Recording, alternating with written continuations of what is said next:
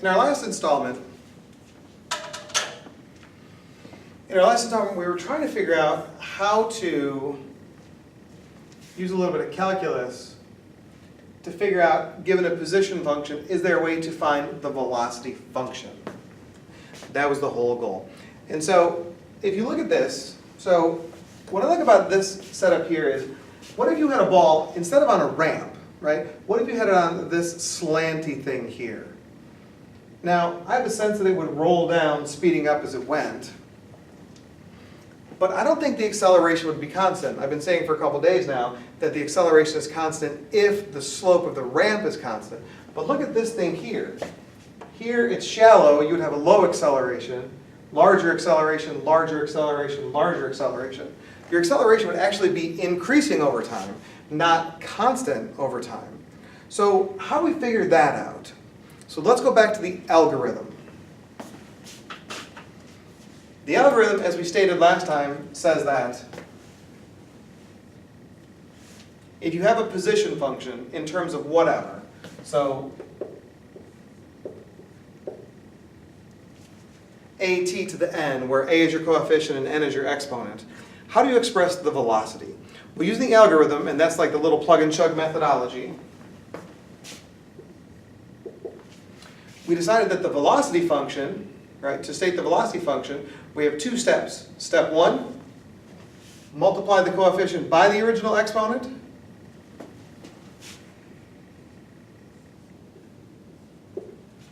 And then subtract 1 from the original exponent. Now, this actually has its own name. But the name is one of those things that comes with a lot of baggage. So I'm going to hold off on the name for a minute.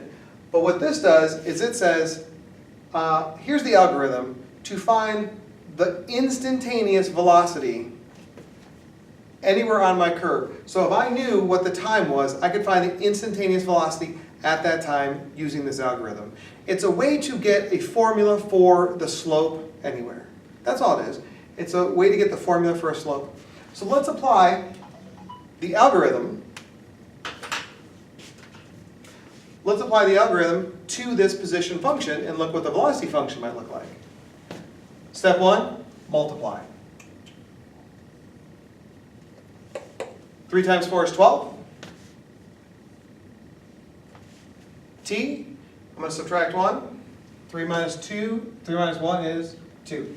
So this gives me my velocity function, and what I like about this is because it's t squared, it's telling me that my velocity function is actually raised to the second power. So what shape is it going to have? It's totally going to be a parabola, which we already know how to deal with.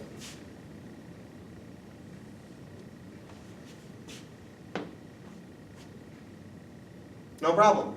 What this means is it starts off with 0 velocity. Not only does the velocity increase, but it's increasingly increasing. It's getting faster and faster and faster and faster over time. More than just linearly, which I think is so cool. And now, this is where we're going to go with our conceptual idea of what's happening to the acceleration, with our mathematical idea of what's happening with the acceleration. As I stated, because the steepness of this ramp that it's on is increasing, I actually think the acceleration value should be increasing over time. So how do I then go from the velocity to the acceleration? Guess what? We're going to apply the same algorithm because when we look back, how do we get from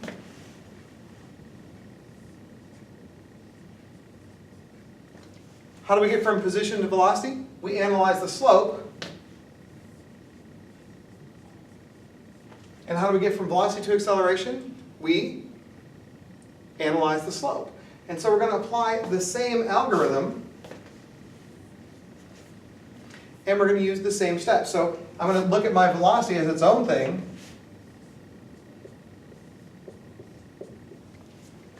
If velocity has its own function, at to the n, I'm going to apply the same algorithms, which means that the acceleration value, so this isn't a solve. This says this is what to do with your variables. So let's look over here. Step one says multiply. 2 times 12 is 24, and then subtract 1 from the exponent. This is t to the first power, so this is y equals mx plus b. So what does this tell you about your acceleration? It increases linearly. And so we have this idea that we can look at our functions here and we can say that, oh look, this one's a cubic, subtract 1 to get a square, subtract 1 to get a linear. I wonder if there's anything else. Like, could we look at this next one down here and see what this looks like? I bet we could. I bet it has its own funny name and everything. So that goes with this construct here. Sorry, I'm looking at the board, make sure it looks good.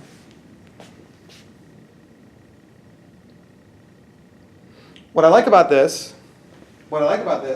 is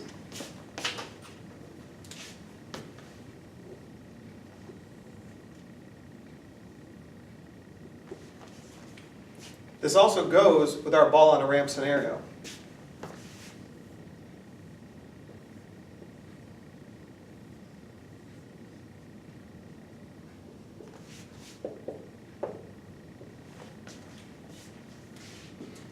If we look at our ball on a ramp scenario, we know it starts up near the 0, speeds up as it goes down.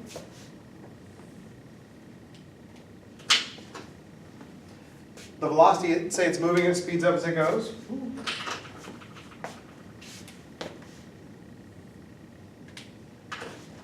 And we have a conceptual sense that if the slope of this is the acceleration, this line slope is constant and positive, the acceleration should be constant and positive. So then what's the function that goes with this one?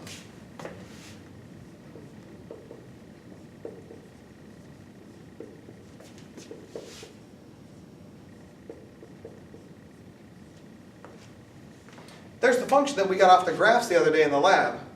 What I want to do is I want to apply the algorithm to that and see what the velocity graph or the velocity equation looks like. Here's the thing. Because each of these terms is separated by a plus sign, we're going to apply the algorithm individually to each of those terms. So let's do it. If I go to apply the algorithm to 1/2 at squared, step 1 says multiply your coefficient by your exponent. What's 1/2 times 2? Well, I think that's just 1.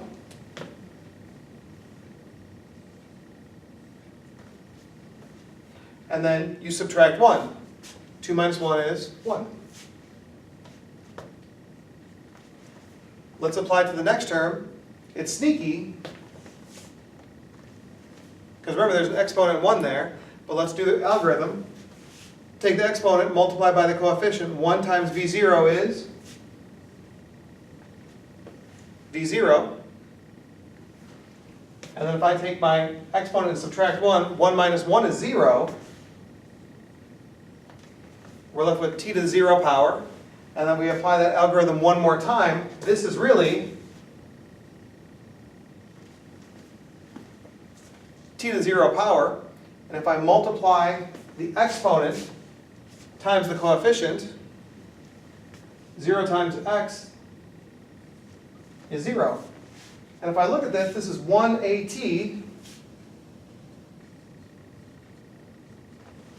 plus t to the 0 is 1,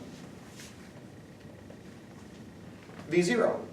So that is already an equation that we knew, but what we see is that the algorithm applies, and when we apply it to our equations that we got from the lab, we can see that it works out just the same. Let's do it one more time. I'm going to apply the algorithm for velocity to get to acceleration.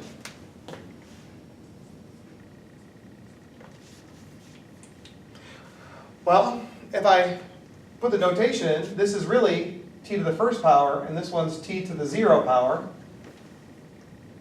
So 1 times a is a.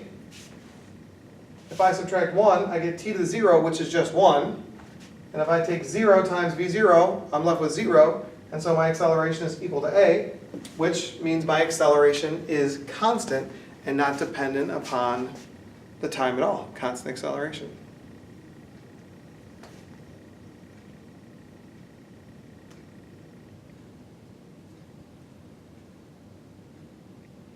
So what would happen then? What would happen then if we applied the algorithm to here? Is there another quantity down here? Is there another quantity? Because this acceleration is changing with time. Is there one more quantity? You'll have to wait till next time.